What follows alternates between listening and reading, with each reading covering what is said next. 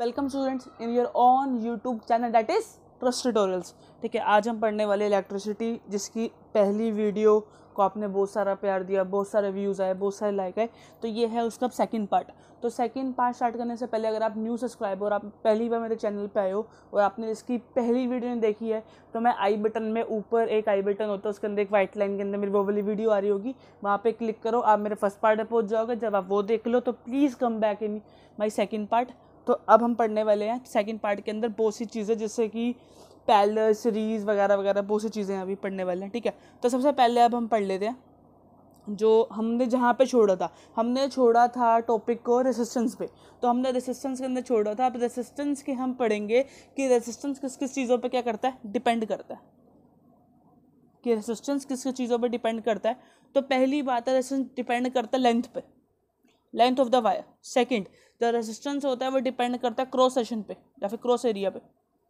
ठीक है, उसके बाद डिपेंड करता है नेचर ऑफ मटेरियल पे, नेचर ऑफ मटेरियल। ठीक है, उसके बाद ये हमारे 3 टॉपिक हो गए। अब उसके बाद जो रेसिस्टेंस होता है, तो सबसे पहली बार रेसिस्टेंस का फॉर्मूला क्या होता है, उसके अंदर हम जो ये कर रहे हैं तीनों जो उसके डिपेंडेंट हैं, जो भी उसके डिटर्मिनेंट है, तो इसका शॉर्ट फॉर्म क्या है। तो लेंथ की शॉर्ट फॉर्म है एल। ठीक है, एरिया ऑफ क्रॉस सेक्शन की है ए, और एरिया मटेरियल की है स्मॉल पी। ठीक है, तो ये हमने इसकी क्या लिख ली, हमने इसका शॉर्ट शॉर्ट सिंबल लिख लिया कि रेसिस्टेंस के अंदर कि जो डिपेंड करते हैं 3 फैक्टर के ऊपर। The 3 factors are length, cross section area and the nature of material. तो ये तीनों हो गए। अब रेसिस्टेंस का फॉर्मूला क्या कहता है, रेसिस्टेंस का फॉर्मूला कहता है R is equal to P L by A. तो ये भाई हमारा फॉर्मूला है पी एल बाय ए। ठीक है, अब उसके बाद क्या है यहाँ पर दो, यार ऑब्वियस ही बात है, जब फॉर्मूला ये बन चुका है तो आपको पता चल जाएगा कि जो रेसिस्टेंस है वो डायरेक्टली प्रोपोर्शनेट है एल के, and resistance is inversely proportionate to A. ये क्या है, जैसे कि अगर हमें इन्वर्स प्रोपोर्शन नहीं बनाना आ रहा, कभी बार दिक्कत हो जाती है रेसिस्टेंस प्रोपोर्शन बनाने के लिए, तो 1/a कर जाता है। इसका मतलब होता है डायरेक्ट इनवर्स प्रोपोर्शनेट, और ये है डायरेक्ट प्रोपोर्शनेट। ठीक है जी, अब डायरेक्ट का मतलब क्या है, जैसे जैसे आप लेंथ की वायर बढ़ाते जाओगे वैसे वैसे रेजिस्टेंस क्या होता जाएगा, बढ़ता जाएगा। जैसे जैसे लेंथ की वायर कम करते जाओगे रेजिस्टेंस क्या होता जाएगा, कम होता जाएगा। वैसे यहाँ पे भी इसका उल्टा है, लेकिन यहाँ पे रेजिस्टेंस बढ़ जाएगा जैसे जैसे आप एरिया को क्या करते जाओगे, कम करते जाओगे। जैसे for example area cross section का मतलब क्या होता है, लेंथ का तो समझ आई गया भाई, तार की कितनी लंबाई है। एरिया क्रॉस सेक्शन का मतलब होता है कि जैसे कि एक तार कितनी मोटी है, जैसे कि आपने सुना होगा 1 mm की तार, 1.5 mm की तार, 4 mm की वायर। तो ये सब जो वायर्स हैं, तो ये जितने ये बड़े नंबर होते जाते हैं mm, तो उतना ज़्यादा ये जो एरिया ऑफ क्रॉस सेक्शन है वो बढ़ते जाए, तार मोटी होती जाती है। ठीक है, तो जितनी मोटी तार होगी उसका रेजिस्टेंस उतना ही क्या होगा, कम होगा। तो रेजिस्टेंस क्या हो जाएगा, कम हो जाएगा। तो तार अगर हमने एरिया कम कर दिया क्रॉस सेक्शन का, तो रेजिस्टेंस क्या हो जाएगा, बढ़ जाएगा। अगर हमने एरिया बढ़ा लिया तो रेजिस्टेंस क्या हो जाएगा, कम हो जाएगा। इसको बोलते हैं inversely proportional, that is called direct proportional. ठीक है, तो ये हमने 3-4 चीज़ें पढ़ ली रेजिस्टेंस के बारे में। अब ये जो पी है ना, ये पी मतलब ये है नेचर ऑफ मटेरियल। तो नेचर ऑफ मटेरियल को यहाँ हम बोलते हैं रेसिस्टिविटी। अब नेचर ऑफ मटेरियल क्या है, रेसिस्टिविटी। तो पी जो हमारा कहलाता है दैट इज कॉल्ड रेसिस्टिविटी कहलाता है। ठीक है, अब रेसिस्टिविटी समझ आ रहा है आपको, रेसिस्टिविटी है नेचर ऑफ मटेरियल। भाई अगर नेचर ऑफ मटेरियल अच्छा है, फॉर एग्जांपल प्योर मेटल है, तो उसकी नेचर रेसिस्टिविटी डिपेंड करती है वेरी टू वेरी। तो 10⁻⁻8, मैं एक जस्ट एग्जांपल ले रहा हूँ कि 10⁻⁻8 जो है मेरा क्या है, ये मेरा ओम्स मीटर है। तो ये रेंज ऑफ रेसिस्टिविटी है, कि ये मेरी रेंज है। तो मैं आपको सीधी सी भाषा में बताऊं तो रेसिस्टिविटी जो प्योर मेटल की होती है बहुत बहुत बहुत कम होती है।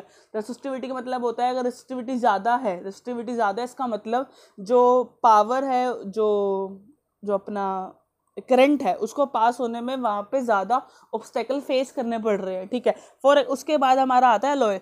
तो एलॉय के अंदर भी इलेक्ट्रिसिटी पास आउट हो जाती है। तो फॉर एग्जाम्पल 10⁻⁻है तो 10⁻⁻6 या फिर 10⁻⁻4 ओम्स मीटर। अब जो रेसिस्टिविटी होती है उसकी ऐसे यूनिट क्या होती है, ऐसे यूनिट होते हैं ओम्स मीटर। क्या होती है, ओम्स मीटर। जबकि रेसिस्टेंस की क्या होती थी, सिर्फ ओम्स। इस चीज़ का ध्यान रखना, काफ़ी बार कन्फ्यूजन हो जाती है बच्चों को। तो रेसिस्टेंस की ऐसे यूनिट होती थी ओम्स, जबकि रेसिस्टिविटी की ऐसे यूनिट क्या होती है, ओम्स मीटर। ठीक है, इतने में मुझे लगता है कुछ ऐसा नहीं होगा कि जो समझ नहीं आ रहा होगा। अब अगर बात करते हैं नॉन मेटल की, भाई नॉन मेटल के अंदर क्या करंट फ्लो होता है, नहीं होता, तो उसकी रेजिस्टिविटी बहुत ही ज़्यादा क्या होगी, हाई होगी। फॉर एग्जांपल 10⁻12 या फिर 10⁻17 वगैरह वगैरह जो भी है, ठीक है, आगे होगी, मतलब पॉजिटिव में आएगा। तो ये 10⁻12 समझ रहे हो। अब ये क्या है 1 1 2 3 4 5 6 7 8 9 10 11 12 ऐसा कुछ, ठीक है। तो ऐसा कुछ जगह रेसिस्टिविटी अगर नॉन मेटल है तो उसकी बहुत हाई होती है, जबकि रेसिस्टिविटी प्योर मेटल, जितना मेटल प्योर होता जाएगा उसकी रेसिस्टिविटी क्या होती जाएगी, और नेगेटिव की पावर ऐड हो जाती है, 10⁻⁻8 10⁻⁻6 10 की पावर ऐसे बढ़ती जाएगी, ठीक है जी। इतने में कोई डाउट आया? कोई डाउट मेरे हिसाब से तो नहीं होना चाहिए। अब जो रेसिस्टेंस होता है relatively of material very with temperature, तो रेसिस्टेंस होता है वो क्या होता है, मेटल के साथ वेरी करता रहता है, ठीक है। अब उसके बाद हम पढ़ने वाले जो रेसिस्टेंस होता है ऑफ अलॉय के अंदर वो ग्रेटर होता है। तो सीधी सी बात है, जो अलॉय है, जो एलॉयज हमारे होते हैं, क्या स्पेलिंग लिख दी मैंने, ये जो एलॉयज हमारे होते हैं उसकी रेसिस्टेंस क्या होती है, ज़्यादा होती है किससे, प्योर मेटल्स। ये मैं आपको ऊपर ही बता चुका हूँ, फिर भी मैं एक बार लिख देता हूँ, ज़्यादा क्लैरिटी है। छोटे छोटे कॉन्सेप्ट ध्यान से उतर जाते हैं, बोलने के बाद भी नहीं सुनते हम लोग, ठीक है। उसके बाद हम जो पढ़ने वाले हैं, उसके बाद हम पढ़ने वाले हैं कि जो आपने सुना होगा इसका नाम टंगस्टन, या फिर इसका नाम भी सुना होगा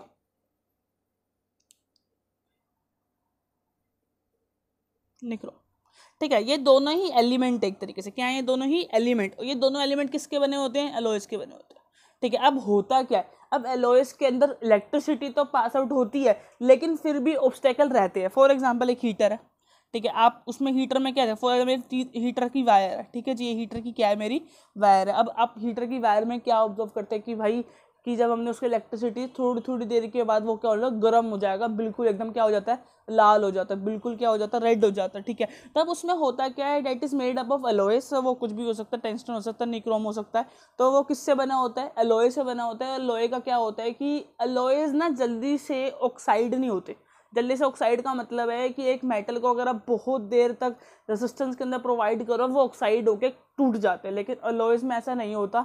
वो हाई टेम्परेचर को, मतलब राइज इन टेम्परेचर को जो अलॉयज होते हैं वो सहन जाते हैं, मतलब टूटते नहीं हैं, ब्रेक नहीं होते, जिसकी वजह से उसका जो ऑक्साइड है, ऑक्साइड वो जल्दी से नहीं होते, इतनी जल्दी से ऑक्साइड नहीं होते, जिसकी वजह से टेम्परेचर राइज होने की वजह से भी वो टूटते नहीं है। तो अब वो जो एलिमेंट है वो रेड रेड हो जाता है, तो हमें क्या प्रोवाइड करता है, हीट प्रोवाइड करता है। तो इससे एक हमें चीज़ क्या पता चली कि अगर किसी भी मेटल के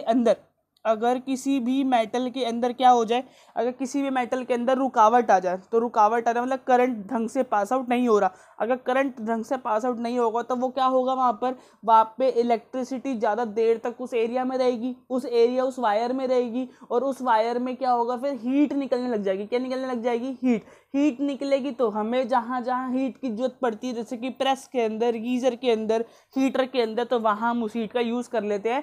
गीजर से पानी गर्म कर लेते हैं, प्रेस से कपड़े प्रेस कर लेते हैं, और जो अपना हीटर है, हीटर से हाथ सेक लेते हैं या फिर कुछ खाना वाना बना लेते हैं, ठीक है। अब आगे बात आती है हमारी एमीटर की और वोल्ट मीटर की, ठीक है। किसकी बात आती है, एमीटर और वोल्ट मीटर। अब देखो छोटी सी चीजें ध्यान रखना, एमीटर क्या मेजर करता है भाई, एमीटर मेजर करता है करंट को, कि किसी भी सर्किट में कितना करंट फ्लो कर रहा है, जबकि वोल्ट मीटर क्या फर्क करता है, पोटेंशियल डिफरेंस, ठीक है। पोटेंशियल डिफरेंस को मेजर करना हो तो वोल्ट मीटर लगा लो, करंट को मेजर करना हो एमीटर लगा लो। अब ये लगते कैसे हैं, ये लगता है सीरीज के अंदर, इस चीज को मैं अभी आगे समझाऊंगा, और ये लगता है पैरेलल, ठीक है। ये कैसे लगता है, पैरेलल लगता है, ठीक है। उसके बाद एक छोटा सा टॉपिक है रेओस्टेट। अब रेओस्टेट क्या है, ये एक ऐसा रेजिस्टेंस का डिवाइस है जिसके अंदर हम करंट को चेंज करे बिना वोल्टेज के सोर्स, करंट को सेम रख लेते हैं without changing the voltage source, मतलब मेंटेन रेगुलेट करंट कहाँ गया, regulate current in the circuit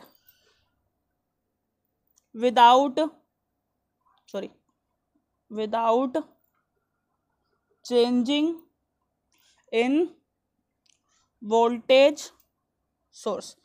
voltage source को चेंज करे बिना हम करंट को मेंटेन कर लेते हैं, करंट इधर उधर हिले ना उसको मेंटेन कर लेते हैं, तो उसके लिए एक डिवाइस आता है रेजिस्टेंस वेरिएबल डिवाइस, तो रियोस्टेट होता है। ठीक है जी, अब आगे बढ़ते हैं हमारे मेन टॉपिक पे। ठीक है, that is series and parallel.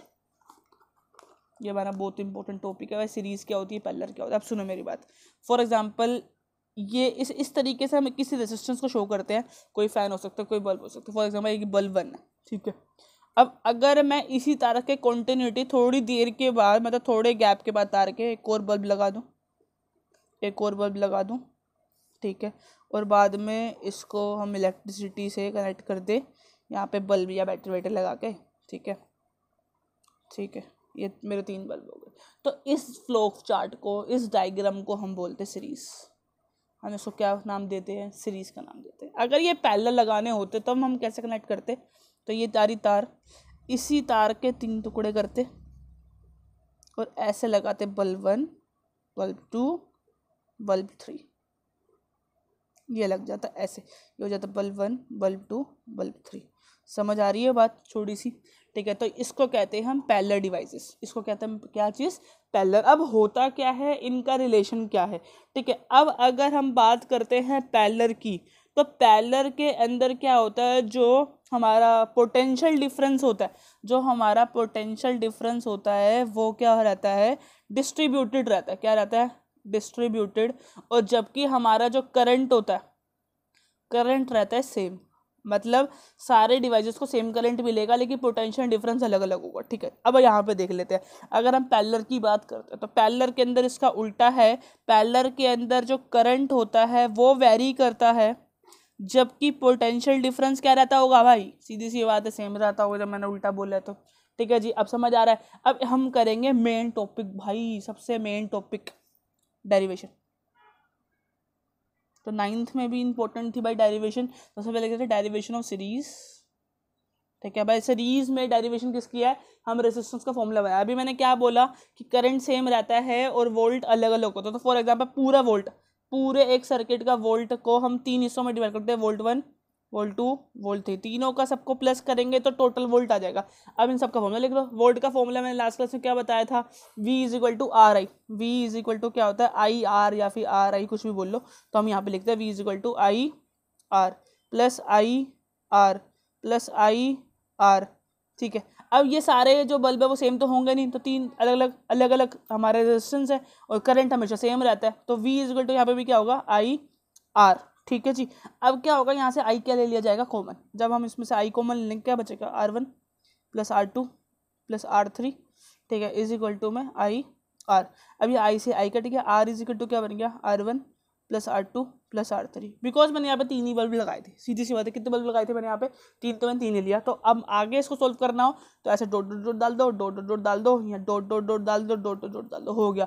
ये बन गया मेरा क्या, सीरीज का फॉर्मूला। सीरीज का फॉर्मूला रेजिस्टेंस का क्या होता है, R1 plus R2 plus R3, that is called series, ठीक है। अब अगर हम बात करें पैरेलल की, तो डेरिवेशन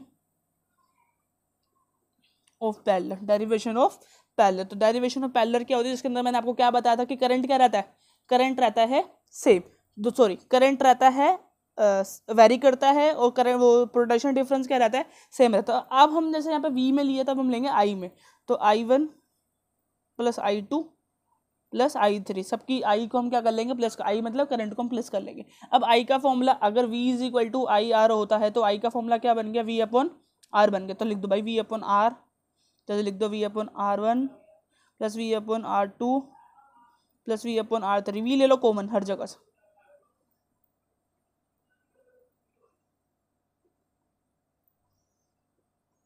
ठीक है। V से V कट गया, हमारे पास क्या बचा, 1 upon R is equal to 1 upon R1 plus 1 upon R2 plus 1 upon R3। तो ये बन गया हमारा फॉर्मूला। तो दोनों डेरिवेशन बहुत आसान होती है, और एक 3 नंबर की आ जाती है भाई, 3 मार्क है ये, ठीक है। कंफ्यूज मत होना, आती है जरूर, ठीक है। और थोड़ा सा ना घुमा फिरा के दे देंगे हम आपको कि ड्राइव करो, ये करो, वो करो, ठीक है। तो घबराना मत, जब आप इंग्लिश को अच्छे से पढ़ोगे आपको समझ आ जाएगा कि वो डेरिवेशन ही पूछ रहा है, ठीक है। अगर कोई इसमें दिक्कत है तो प्लीज़ कमेंट सेक्शन में मुझे बता देना, मैं उसको अच्छे से सॉल्व कर दूंगा, ठीक है।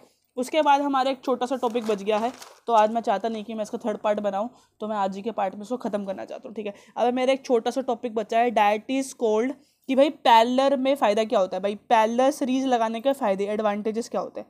भाई पैरेलल सीरीज लगाने का पहला एडवांटेज है कि आपका एक अप्लाइज, फॉर एग्जांपल एक बल्ब क्या हो गया, ख़राब हो गया, तो आपके दोनों बाकी दो बल्ब क्या रहेंगे, ग्लो रहेंगे। जबकि अगर सीरीज के अंदर होता ना, तो सीरीज के अंदर क्या होता कि एक बल्ब खराब हो जाता तो दोनों बल्ब सारे खराब हो जाते, कोई भी बल्ब नहीं जलता। खराब नहीं होता इन द सेंस कि वो जलते नहीं, ठीक है। तो एक मेन इंपॉर्टेंट फंक्शन है सीरीज का। हमारे जो घर के अंदर होता है वो सीरीज, पहले दोनों कनेक्टेड होते हैं। हमारे घर के अंदर ज़्यादातर जो सामान होता है वो पैरेलल में कनेक्ट होता है, मतलब एक फैन खराब हो तो दूसरा फैन क्या रहेगा, चलता रहेगा, ठीक है, वो खराब नहीं होगा। उसके बाद हम करते हैं लास्ट हमारा जो टॉपिक है, हीटिंग इफेक्ट, ठीक है भाई। अब मैं एक बात बता दूँ, जो हमारी हीट होती है ना, हमेशा पूरी फिजिक्स में हीट हमेशा किसके बराबर रहती है, वर्क के। हीट हमेशा किसके बराबर रहती है, वर्क के। अब वर्क का फॉर्मूला फर्स्ट पार्ट वाली वीडियो मैंने आपको बताया था, वर्क इज इक्वल टू क्या होता है, क्यू इंटू वी, ठीक है, क्योंकि मैंने आपको पोटेंशियल डिफरेंस का फॉर्मूला बताया था W बाय Q। तो भाई यहाँ से इसको यहाँ मल्टीप्लाई कर लो, मतलब वर्क का फॉर्मूला क्या बन गया, क्यू इंटू वी। तो ये पहला फॉर्मूला बन गया वर्क का। वर्क होगा तो हीट अपने आप आ जाएंगी, ठीक है। तो यहाँ पे हीटिंग लिख लो, तो ये लो हीट का फॉर्मूला बन गया क्यू इंटू वी। अब हम कुछ डेरिवेशंस कर रहे हैं, सारे जितने भी फॉर्मूले हैं वर्क के, ठीक है। तो आप एक बार फॉर्मूला लिख लो। सबसे पहले हमारा ये फॉर्मूला यूज़ हो गया। एक हमारा जो फॉर्मूला होता है वो क्या होता है, Q is equal to I T, ठीक है, मतलब क्यू इज इक्वल टू जो हमारा ये करंट मल्टीप्लाई में टाइम। उसके बाद एक फॉर्मूला होता है V is equal to I R. तो ये हम दो फॉर्मूले लगाएंगे और उसको यूज़ कर लेंगे, ठीक है। तो यहाँ पे लेते हैं इसको, W is equal to Q V तो था ही मेरे पास, ठीक है। अब W को छेड़ना नहीं है, Q के अंदर आई टी लगा लो, Q के अंदर क्या लगा लो, आई टी लगा लो Q के अंदर। ये रहा ना formula, Q is equal to I T, और V का V आ गया। तो दूसरा फॉर्मूला ये रहा भाई, मिल गया दूसरा फॉर्मूला, ठीक है। अब तीसरा फॉर्मूला देखो, W is equal to Q V तो है, छोड़ो, आई टी वी है मेरे पास, क्या है, आई टी वी है मेरे पास, ओके। अब आई टी वी तो मेरे पास है। अब मैं वी का क्या कर सकता हूँ, मैं वी के फॉर्मूले में ये लिख सकता हूँ आई बाय आर।